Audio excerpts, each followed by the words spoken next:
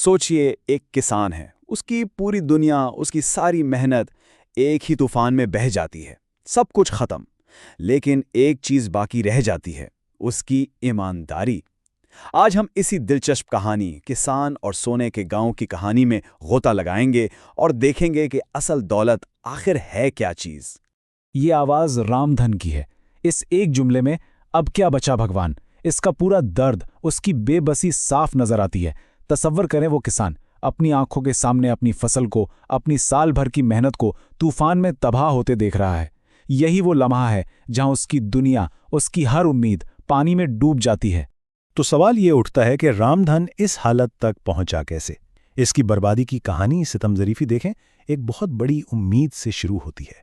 एक ऐसी उम्मीद जो फिर तूफान में बह जाती है। चलें देखते हैं कि आखिर हुआ क्या था।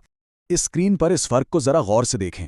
तूफान से पहले जिंदगी कितनी खूबसूरत थी, उम्मीदों से भरी, लहलहाती फसलें थीं, बच्चों के नए कपड़ों और स्कूल भेजने के ख्वाब थे। और फिर एक ही रात में सब कुछ पलट गया। तूफान के बाद की हकीकत, खेत एक तालाब बन चुका है, घर में अनाज का एक दाना तक नहीं, और सारे ख्वाब टूटकर बिखर चुके हैं। सिर्फ एक रात और सब कुछ खत्म। और जब लग रहा था कि शायद इससे बुरा कुछ हो ही नहीं सकता, तभी एक और मुसीबत आन पड़ी।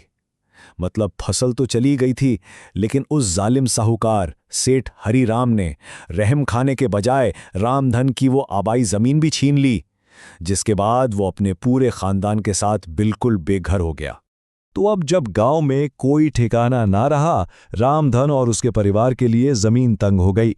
उनकी वाहिद पनाहगाह अब जंगल था, और यहीं से उनकी जिंदगी की जिद्दोजहद का एक नया और शायद सबसे मुश्किल सफर शुरू होता है।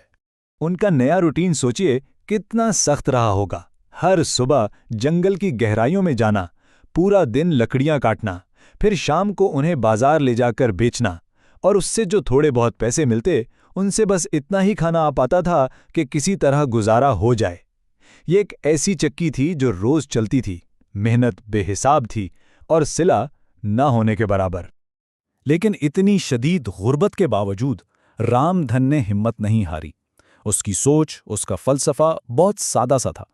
हमारे पास कुछ भी नहीं है, लेकिन हम एक साथ हैं, और यही सबसे बड़ी बात है।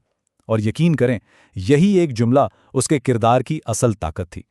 यहां से हमें पता चलता है कि उसके नज़दीक दौलत के माने क्या थे। मगर किस्मत ने अभी उसका इम्तहान लेना बंद नहीं किया था, बल्कि अभी तो असल आजमाइश बाकी थी। एक दिन जब वो जंगल में रास्ता भटक गया, तो रामधन का सामना एक ऐसे इम्तहान से हुआ जो सोने का बना हुआ था। जी हां, एक ऐसा टेस्ट जो उसकी जिंदगी हमेशा के लिए बदलने वाला था। जंगल की गहराइयों में भटकते भटकते उसे एक पुरस्रार सी गार नजर आती है। हिम्मत करके जब वो अंदर जाता है, तो जो मंजर वो देखता है उस पर यकीन करना मुश्किल है। एक पूरा का पूरा गांव जो सोने का बना हुआ है। ये बिल्कुल एक ख्वाब जैसा था, एक जादुई दुनिया जो हकीकत से कहीं आगे की चीज लग रही थी। तो जब उसे इस सोने के गांव के बादशाह के सामने पेश किया गया, रामधन के पास मौका था। वो कुछ भी मांग सकता था, झूठ बोल सकता था, लेकिन उसने क्या किया? उसने बिल्कुल सादगी और पूरी ईमानदारी से अपनी सारी आप बीती सुना दी। उसने माना कि वो गरीब है, मुश्किलों में है, लेकिन उसने कोई मुतालबा नहीं किया। और अब आती है कहानी की सबसे दिलचस्प बात। यहां स्क्रीन पर इन दो किरदारों का फर्क देखें। एक तरफ है रामधन की सच्चाई, जो साफ कहता है, मैं एक गरीब आदमी हूं, लेकिन हम मेहनती हैं। और दूसरी तरफ साहूकार का लालच, जो बाद में इसी सोने को चुराने की नीयत से यहां पहुंचता है। ये तज़ाद बिल्कुल साफ दिखाता है कि कैसे सच्चाई का अंजाम इनाम होता है और लालच का तबाही। तो फिर सवाल यह है कि इस ईमानदारी का सिला क्या मिला? यही वो नुक्ता है जहां से कहानी एक नया जबरदस्त मोड़ लेती है। रामधन की सच्चाई ने न सिर्फ उसकी जान बचाई, बल्कि उसकी पूरी जिंदगी को नए सिरे से तामीर करने की बुनियाद रख दी। बादशाह रामधन की इस सच्चाई से इतना मुतासिर हुआ कि उसने उसे कुछ सोने के सिक्के इनाम में दिए, और उसके बाद उसकी जिंदगी में तब्दीली देखें कितनी तेजी से आई। पहले ही दिन वो सिक्कों के साथ घर लौटा। अगले दिन उसने सबसे पहला काम यह किया कि साहूकार का कर्ज चुकाया और अपनी जमीन वापस ली।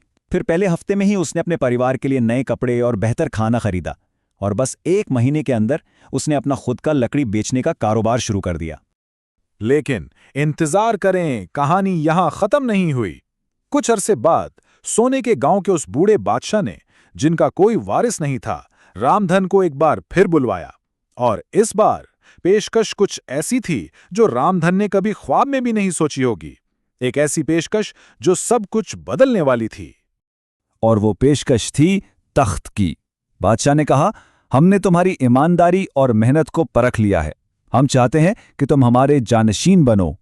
सोचिए, ये इनाम उसे दौलत की वजह से नहीं मिला, बल्कि उसके किरदार, उसकी सच्चाई और उसकी मेहनत की वजह से मिला।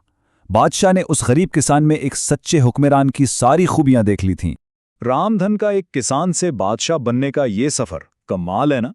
लेकिन ये हमें कहानी के सबसे बुनियादी सवाल पर ले आता है। इस पूरी दास्तान में किस्मत के असल माने क्या हैं? हकीकी दौलत क्या चीज है? चलें इस कहानी के मरकजी पैगाम को समझने की कोशिश करते हैं। बादशाह बनने की पेशकश कबूल करते वक्त रामधन का जवाब देखें, कितना गहरा और मानीखेज है। वो कहता है, मैं ये जिम्मेदारी कबूल करता हूं। हम हुक्मरान बनकर नहीं, बल्कि अवाम के खादिम बनकर रहेंगे। लीडरशिप की इससे बेहतर तारीफ क्या हो सकती है? मतलब ताकत मिलने के बावजूद वो अपनी जड़ें नहीं भूला। तो इस पूरी कहानी का निचोड़ क्या है? हम इससे क्या सीख सकते हैं? देखें, यहां 4 बहुत अहम असबाक हैं। पहला, ईमानदारी ही सबसे बड़ी करेंसी है।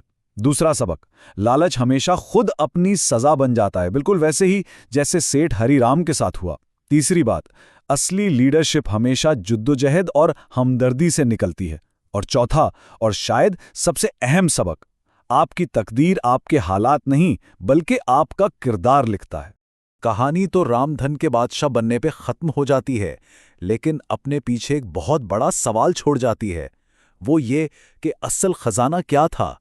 वो सोने का गांव, या वो ईमानदारी और वो किरदार जिसने रामधन को उस गांव तक पहुंचाया? इस पर जरूर सोचिएगा।